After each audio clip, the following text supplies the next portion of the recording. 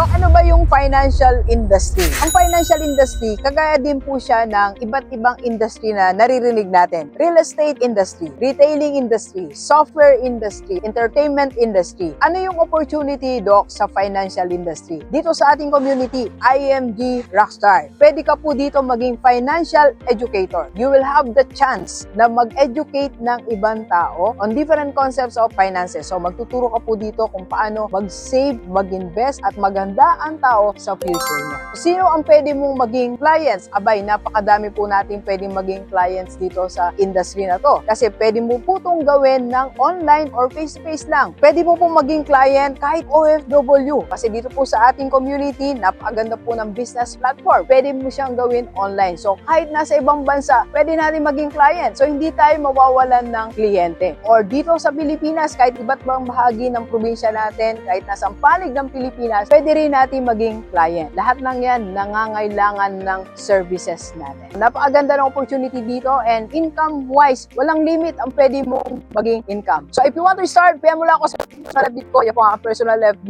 at tulungan kita how to become financial educator dito sa IMG Rockstar. Let's go, let's go!